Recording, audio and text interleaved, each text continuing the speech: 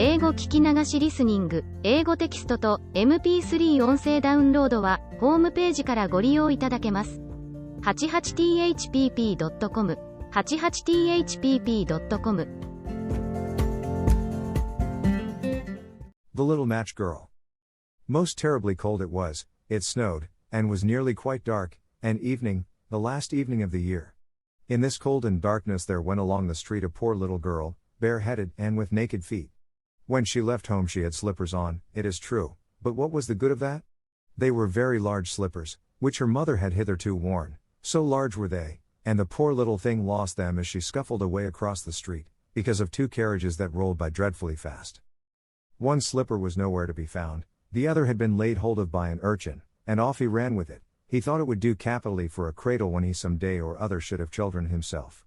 So the little maiden walked on with her tiny naked feet, that were quite red and blue from cold. She carried a quantity of matches in an old apron, and she held a bundle of them in her hand. Nobody had bought anything of her the whole livelong day, no one had given her a single farthing. She crept along trembling with cold and hunger, a very picture of sorrow, the poor little thing. The flakes of snow covered her long fair hair, which fell in beautiful curls around her neck, but of that, of course, she never once now thought. From all the windows the candles were gleaming, and it smelt so deliciously of roast goose, for you know it was New Year's Eve. Yes, of that she thought. In a corner formed by two houses, of which one advanced more than the other, she seated herself down and cowered together. Her little feet she had drawn close up to her, but she grew colder and colder, and to go home she did not venture, for she had not sold any matches and could not bring a farthing of money. From her father she would certainly get blows, and at home it was cold too, for above her she had only the roof, through which the wind whistled, even though the largest cracks were stopped up with straw and rags. Her little hands were almost numbed with cold. Oh! A match might afford her a world of comfort, if she only dared take a single one out of the bundle, draw it against the wall, and warm her fingers by it. She drew one out. Risked. How it blazed, how it burnt! It was a warm, bright flame, like a candle. As she held her hands over it, it was a wonderful light. It seemed really to the little maiden as though she were sitting before a large iron stove, with burnished brass feet and a brass ornament at top. The fire burned with such blessed influence, it warmed so delightfully. The little girl had already stretched out her feet to warm them too, but, the small flame went out, the stove vanished, she had only the remains of the burnt-out match in her hand. She rubbed another against the wall, it burned brightly, and where the light fell on the wall, there the wall became transparent like a veil, so that she could see into the room. On the table was spread a snow-white tablecloth, upon it was a splendid porcelain service, and the roast goose was steaming famously with its stuffing of apple and dried plums. And what was still more capital to behold was, the goose hopped down from the dish, reeled about on the floor with knife and fork in its breast, till it came up to the poor little girl, when the match went out and nothing but the thick, cold, damp wall was left behind. She lighted another match. Now there she was sitting under the most magnificent Christmas tree. It was still larger, and more decorated than the one which she had seen through the glass door in the rich merchant's house.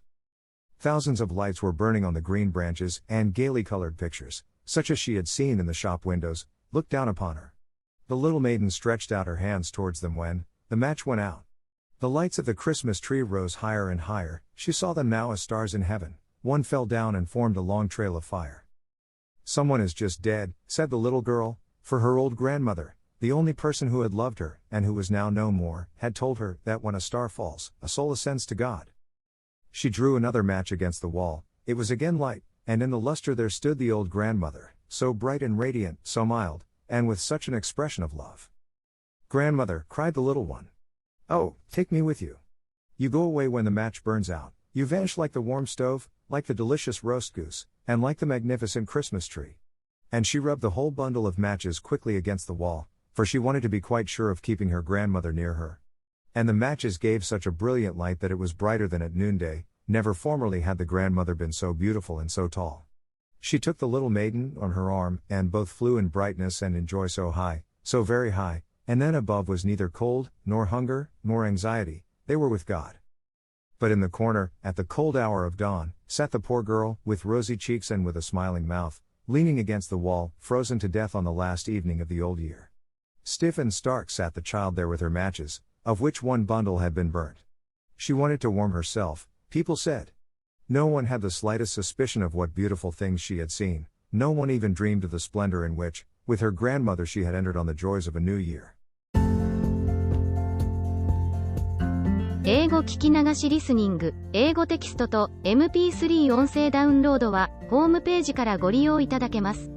88thpp.com、88thpp.com